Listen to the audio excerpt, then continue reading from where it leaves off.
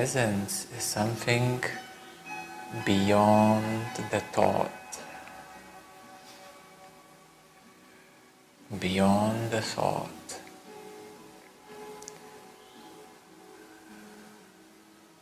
Presence in itself means pre-senses, before senses. So to be present means to be beyond 5 senses.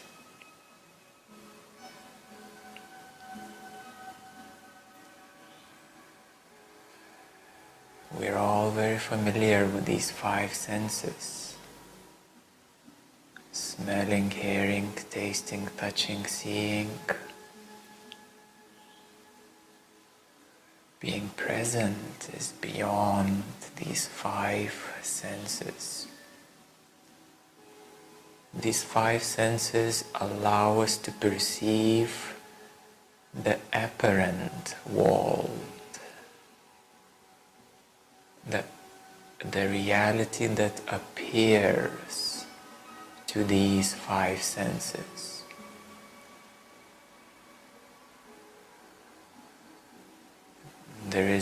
There are many realities which can also be perceived with the third eye, other vibrationally realities, but being present is something else. It is being behind anything that appears.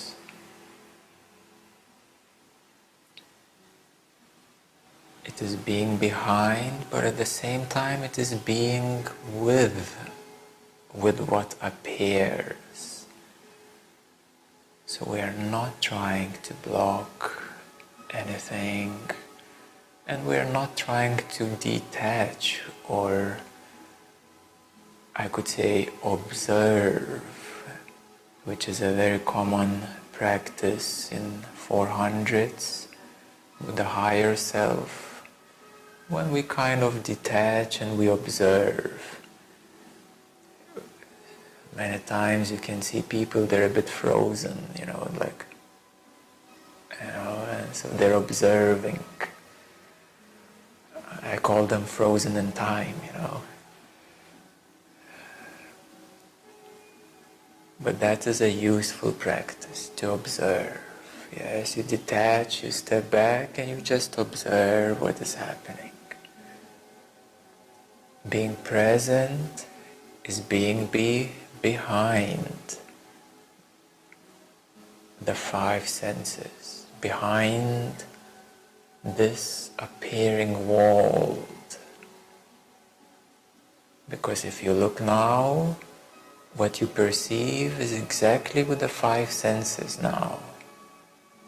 And only if you draw your attention back to its source, then you will recognize, okay, there is a lot more than what we can perceive now with these 5 primitive human senses.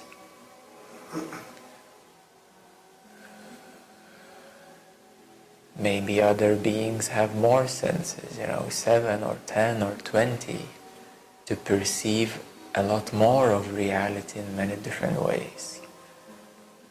So human body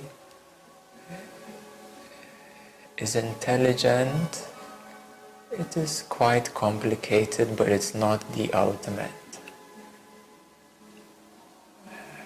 We can only imagine in this vastness of the universe how many more sentient beings there can be, with many more ways of sensing the world. But regardless of how many senses we have, 5 or 10 or 20, becoming present is the same. It is being beyond, behind, but at the same time allowing everything to be naturally. So whatever appears in front of us, we allow it to be. If there are some thoughts, we recognize, yes, the thoughts are in front. They just appear. There is no need to fight or try to change or do anything with them. If emotions appear, we are fully with them. We say, okay, there is this emotion, let it be. Usually the pain is caused by resistance, because we try to remove it. That is resistance. We try to block it. That is resistance. We put effort, huge effort to let it go. That is again on some level resistance. But simply being with what is, being with the appearing feelings and emotions, is a practice of presence. If the energy is very rough and it takes you very deep and into a very dark place, you let it go, you let it go, you let it flow. Wherever it wants to take you, you go with it. Because who would resist it? The mind would resist it, isn't it? The mind would say, no, I prefer a sunny place. I prefer a cushy cloud, or I prefer to do something else which is not as challenging. And the mind says, I don't like what I feel. It's not supposed to be here. You know? The mind says to life, you're not supposed to be here. What a paradox. So, being present is allowing everything to be. Even if you go into great difficulty, you go in it. You experience it fully.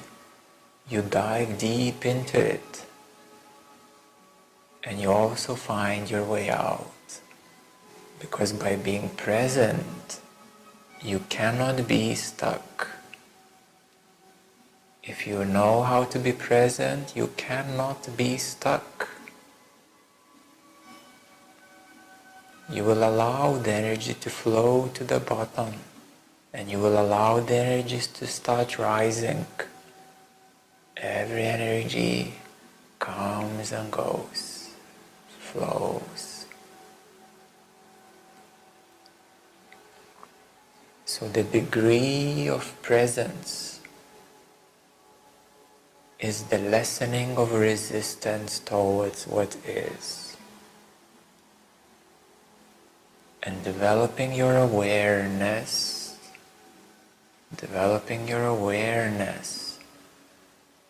and the strength of the light of the awareness to be able to illuminate deeper and deeper or higher and higher states of consciousness. Being able to illuminate deeper and deeper places of the mind. Enlightenment is being able to illuminate the unconsciousness, the very depth, the very deep sleep state, the very bottom of the bottom. Enlightenment illuminates the unconsciousness. Not the conscious mind, not the subconscious mind, illuminating the unconsciousness itself. In cosmic terms, that is the dark matter, the great void, the complete unknown of the universe. So there is the manifested universe and there is unmanifested universe. The manifested universe can be perceived in many levels of vibrations, but the unmanifested universe is the unborn. It's the potential of manifestation. It's the dark matter, it's the dark energy. That place is already beyond the universal consciousness. On the map of spirituality, I'm speaking now what is at 800s. The second enlightenment, the 800s, the great void, the great depth.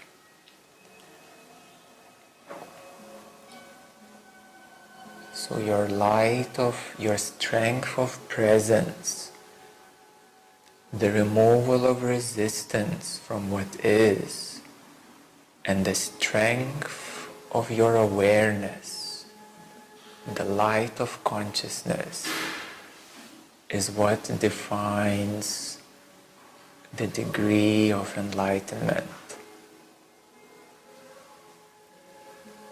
And therefore, by practicing presence,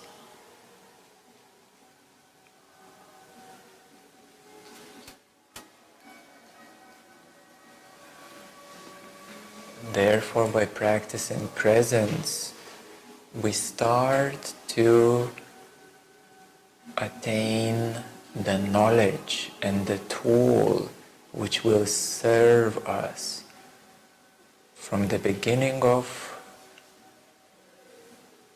practice of presence of 600s right up until 1000. It is literally the one and the same practice of learning how to be present with what is, removing any resistances from what happens, and strengthening the light of awareness and consciousness. You can also add two more tools: the path of knowledge, which is the self-realization and self-inquiry, and you can add another tool, which is the path of devotion, the bhakti yoga, to devote your heart to the divine, to let go of the personal self, to let go of the personal needs, of the ego's needs and desires, and to completely devote oneself to the divine.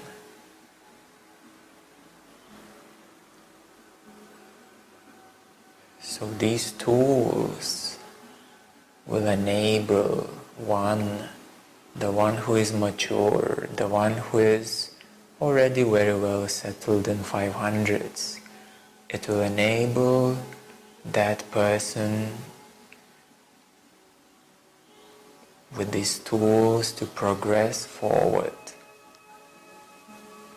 to know how to not get stuck anymore, anytime.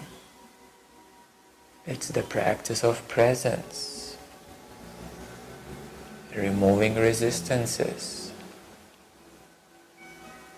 strengthening the light, inquiring, yes. By strengthening the light, I mean also self-inquiry.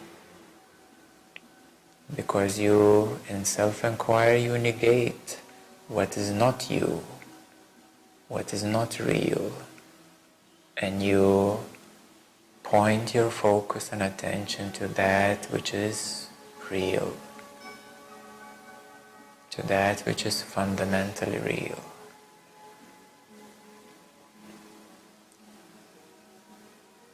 And it is always good to add more juice to the practice and to also practice the devotional path. Sometimes to let go of me, I want to achieve this, and just to devote your heart to the divine. That instantly shifts the flow of energy. Because when we practice self-inquiry, presence, strengthening the light of awareness, we put a lot of focus within us and deepening within us. But when we practice devotion, we right away shift the flow of energy towards the divine. So even energetically, there is the inward flow of our energy, attention, consciousness, and there is the outward flow of our attention, energy, and consciousness.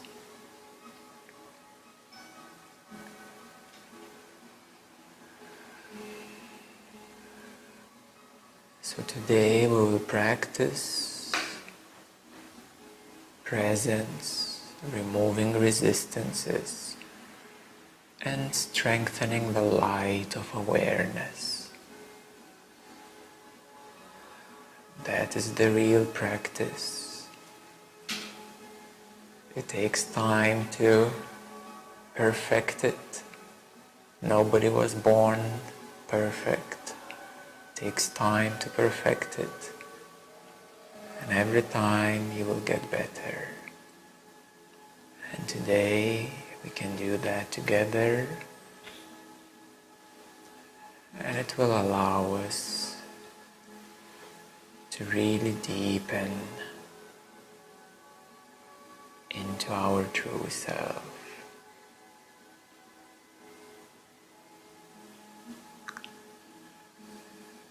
And for the practice of presence, you can close your eyes, or if you're more experienced, if the mind is not distracting you, you can even keep your eyes open.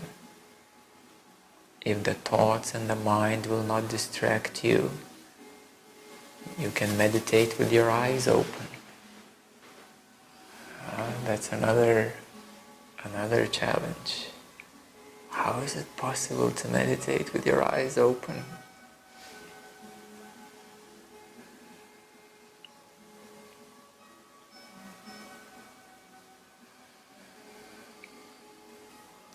So let's come back to the practice. And you can close your eyes.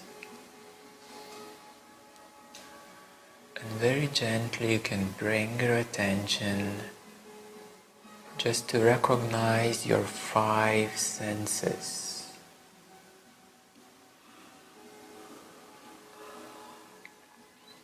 Maybe smelling or hearing. Just to recognize that they're here.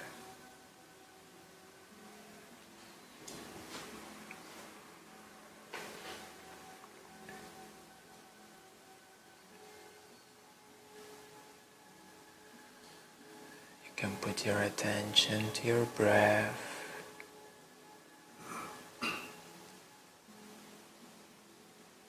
And to slowly recognize what is inside you at this moment.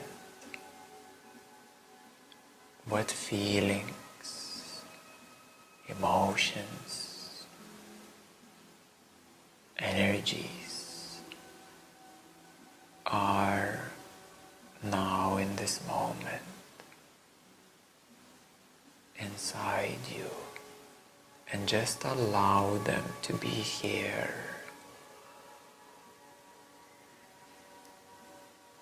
Letting it be here.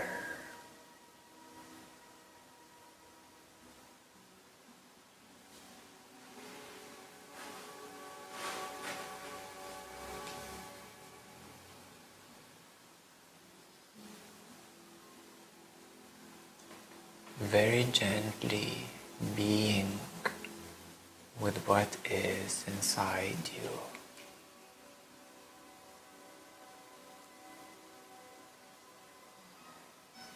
If there are any thoughts, you can bring your attention to your breath.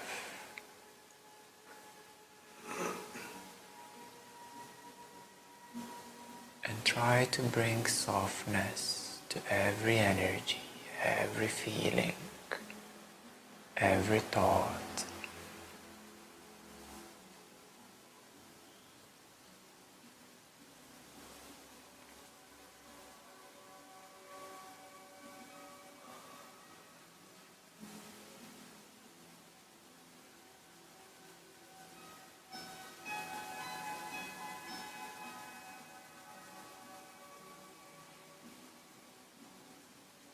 Very gently holding every feeling, every energy, every thought.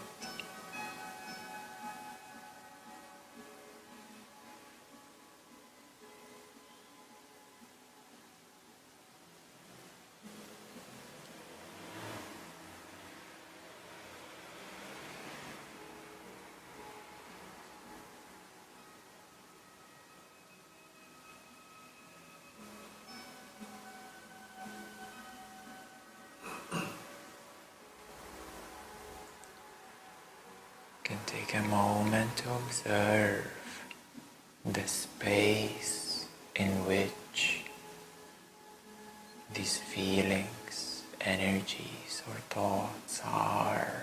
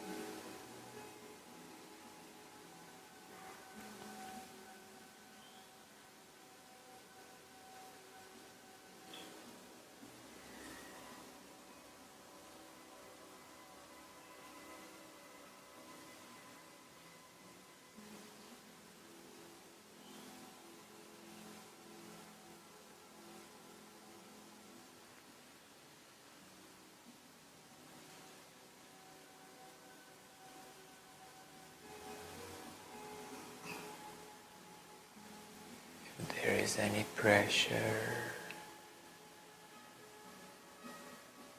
you can bring more space. You can breathe around it.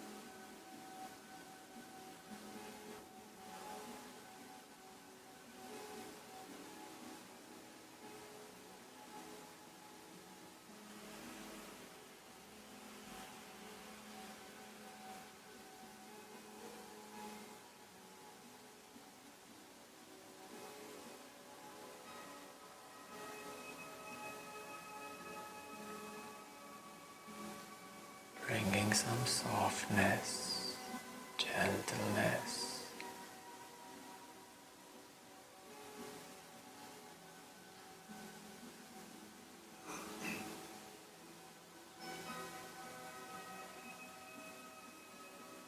Slowing down.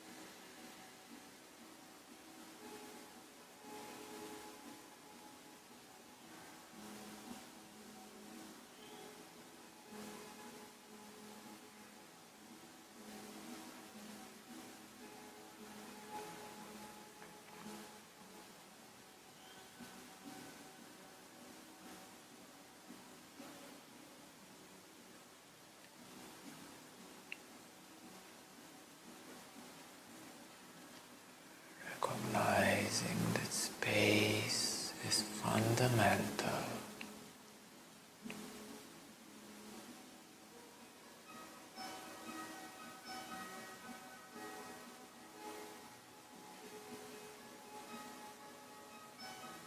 The field of presence,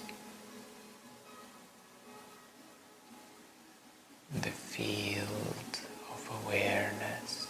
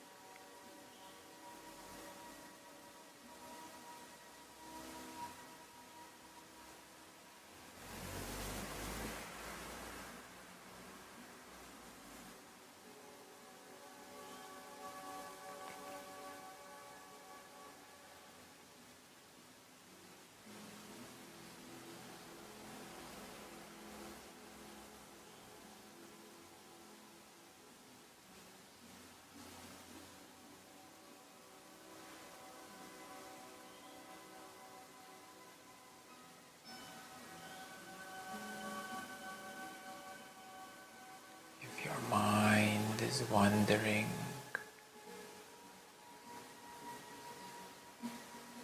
let it be. Be present with your mind.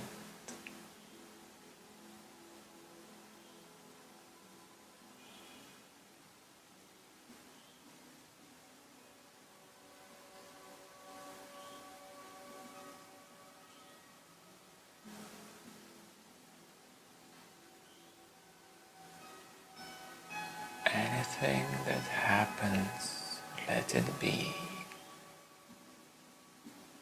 Be present with that.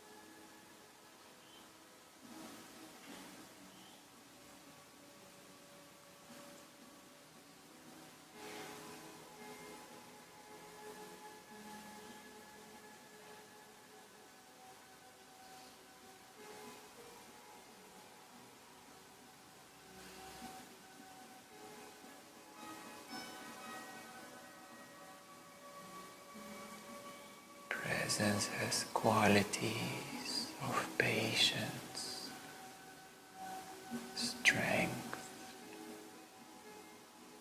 compassion.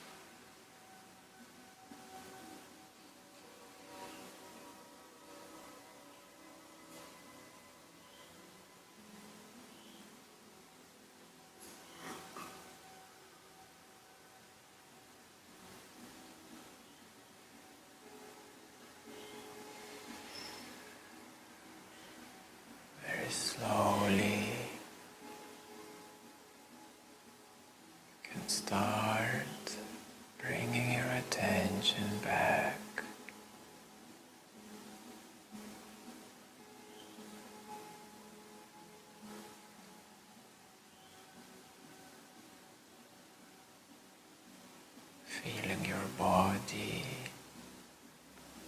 your five senses,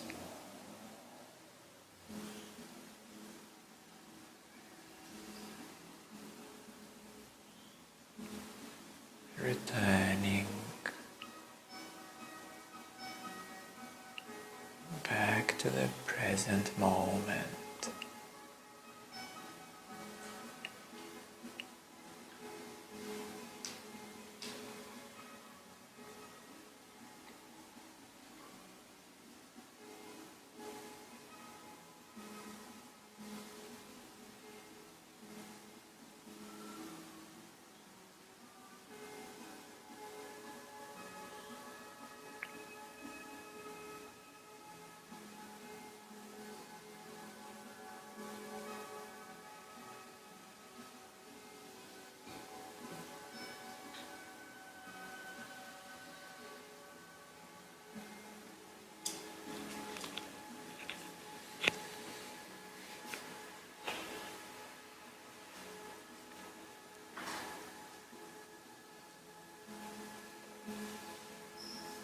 Yes, it takes a lot of patience, a lot of strength, and a lot of compassion towards the difficulties to be fully present.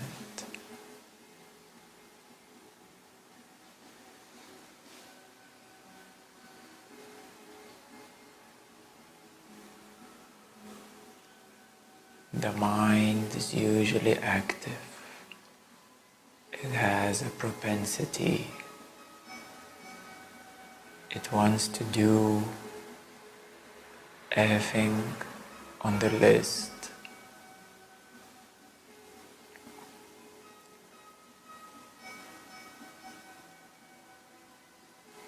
But for the real seeker, the question should arise: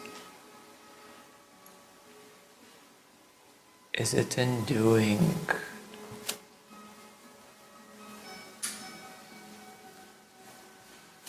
Is it in doing that one achieves the self-realization? Or is it in being and deepening into the beingness that one achieves the self-realization? The same way, the one who is present, it is sitting quietly, silently on the top of the mountain and just watching everybody in the valley doing what they're doing. Living with the five senses is being in the valley. Sitting at the top of the mountain is being fully present. You have already mastered doing. You have learned the lessons of doing. You recognize that the value is in being.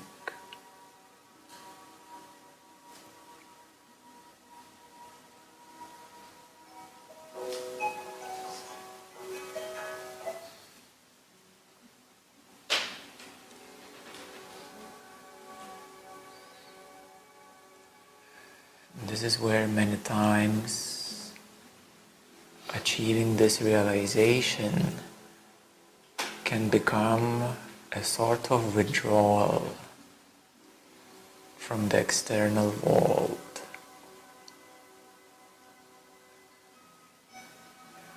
Because in that deep realization there comes knowing that there is nothing to do. And there is nobody doing anything. It was just the illusion of the five senses.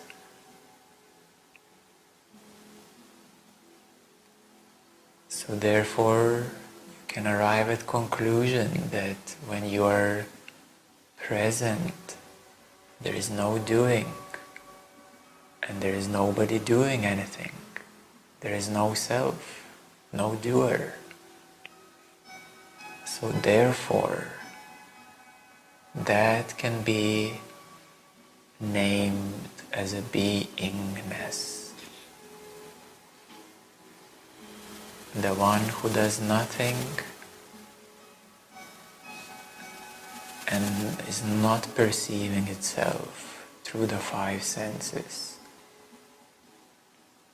Even the mind is perceived as the flowing energy. In the state of true beingness, the mind is perceived as a flowing energy.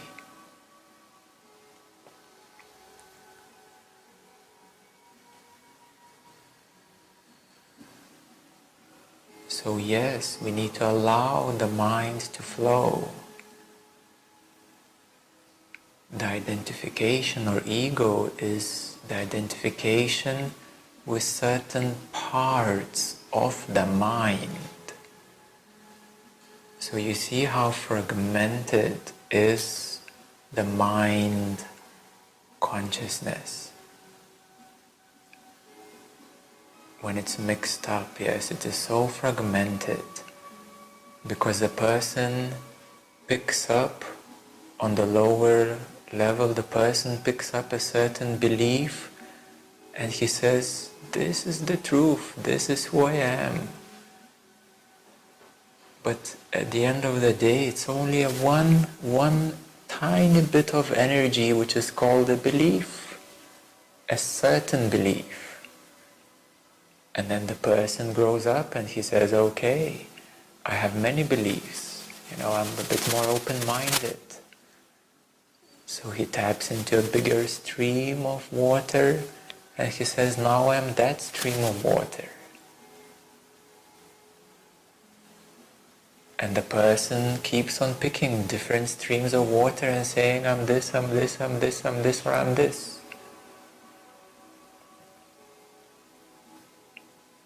But all the rivers flow somewhere. They all flow into the ocean.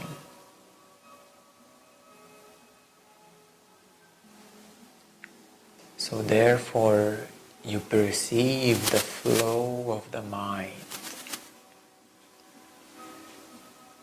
In reality, it is so simple. You don't need to do anything with it. You need to leave it alone.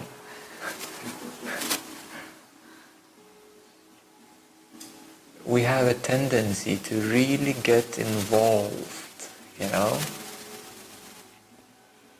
to really get into it and dig deep and really get involved in the mind.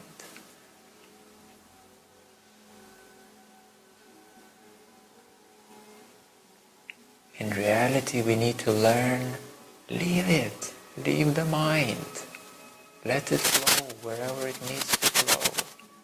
The universe is intelligent.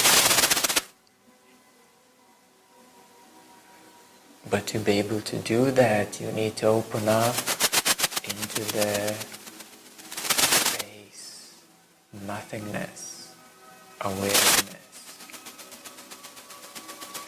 where you're completely detached.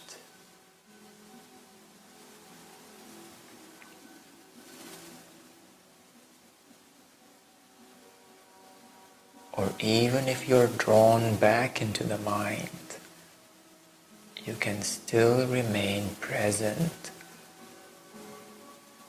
with the recognition that now I'm being drawn in the mind.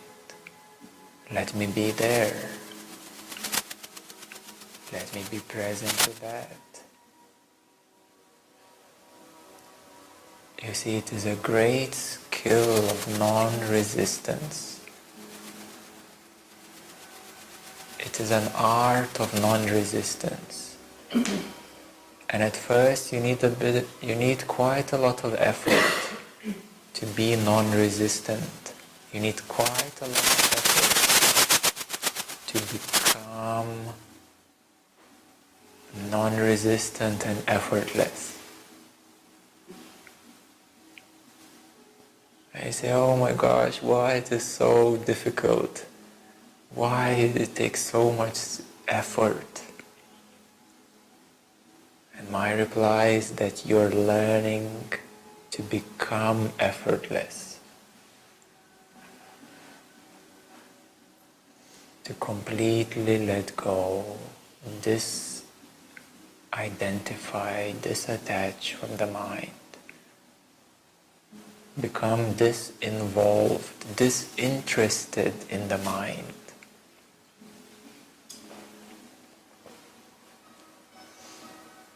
The mind is like a magician, you know.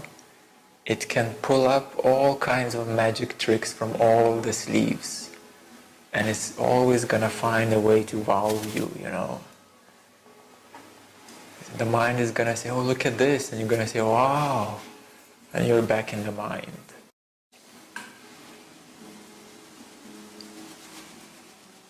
So many times it's called trickster. Yes, it's called trickster. It always finds a way of how to get you interested in something that appears. By that I mean reality, the manifested reality on all 12 dimensions. Believe me, there's a lot of stuff that can be interesting in 12 dimensions.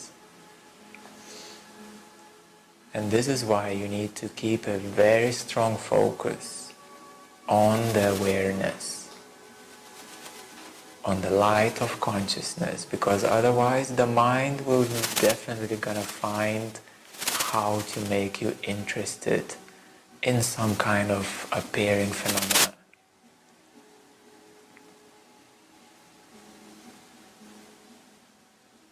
Even all the qualities of and attributes or feelings are still fragmented. For example, in the ultimate sense, even the peace and happiness and love and sense of freedom, they're also illusionary in the ultimate sense, because they're only the tastes which appear in the consciousness, which is the blissful, beyond the blissfulness, blissful light. So at some point you even have to become disinterested.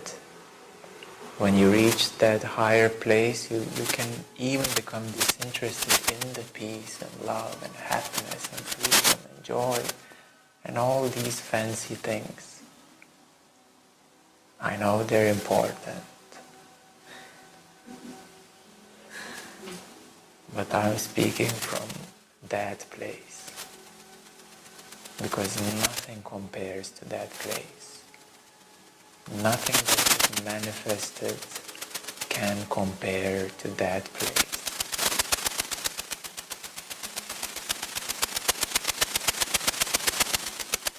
This is how you need to be disinterested in order to become and attain the ultimate love, happiness, peace and bliss, which is beyond the changing dual energies. It is beyond something that can be taken away from you.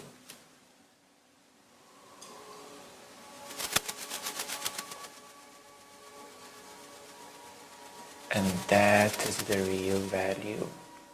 To have that which nothing can take away from you. Nothing in the universe can take it away from you.